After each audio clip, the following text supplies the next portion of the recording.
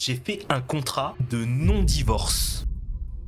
Je sens le bourbier. J'étais censé divorcer. C'était clair dans ma tête, une ligne droite. Tu trompes, je pars. Tu mens, je coupe. Pas de débat. Franchement, ça se défend. Ça se défend. Moi, je suis grave d'accord avec ça. Hein. Et puis, il a pleuré, et crié, et supplié, et répété chaque jour pendant des semaines que ça voulait rien dire, que c'était une erreur et qu'on pouvait tout réparer. Et je sais pas à quel moment exactement, mais j'ai glissé. J'ai accepté, pas le pardon, mais les conditions. C'était il y a un peu plus de 3 ans, et aujourd'hui, je vis avec mon mari sous un ensemble de règles dignes d'un contrat de location ultra méfiant. Voici le deal. Post-nup, béton. S'il divorce ou si moi je le fais après 1 an, je récupère le droit de propriété sur la maison, même si c'est 50-50, pas de pension, chacun garde ses trucs. Pas d'enfant, j'en voulais déjà pas déjà avant, maintenant encore moins. Le compte commun, c'est mon compte maintenant, toujours à 2 niveaux d'utilisation, mais s'il y a séparation, c'est pour moi. Il peut l'utiliser, mais avec une limite, comme une carte cadeau à durée de vie limitée. Nouveau job obligatoire. Ciao les anciens collègues, et surtout celles chez qui il allait pendant les after work. Amis complices, ça dégage. Une des rares personnes qui savait, plus jamais revue. Relation ouverte, oui, mais que pour moi. Je l'ai utilisé 3 fois, j'ai haï les 3, l'un d'eux m'a parlé de crypto pendant 1 heure, j'ai perdu foi en l'humanité. Test MST, 1 fois pour moi, tous les mois pour lui. On a laissé tomber, c'était relou. Localisation activée, comme pour un colis UPS, sortie sans autorisation,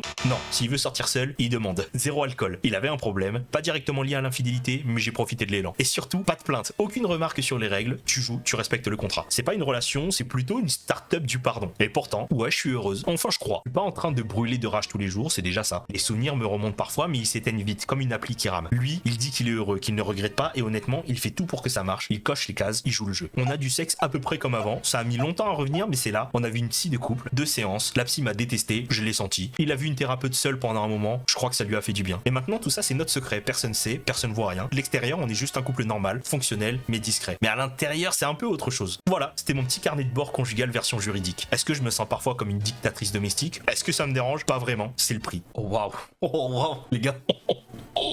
Non, les gars, non, arrêtez tout, ça va plus vite, hein. Arrêtez tout. Il sort avec l'État, mais vraiment, il a un contrat de travail plus chiant que le mien. Pardon, je trouve ça drôle. Non, mais Pripro, c'est... On savait que t'étais une dictatrice, toi. Ça va, c'est pas si chaud que ça. Attends, t'as vu toutes les conditions? Comment tu peux vivre comme ça? Ouais, c'est ça que je me demande, moi. Tant qu'il y a du sexe, c'est pas grave. Au moins, leurs règles sont fixées. Si ça marche entre eux comme ça, qui sommes-nous pour juger? J'aurais fait pareil, ah ouais? Moi, je pense que je serais quand même parti. En plus, faut rédiger le contrat et tout. Oh. Écrire? Oh, non, merci.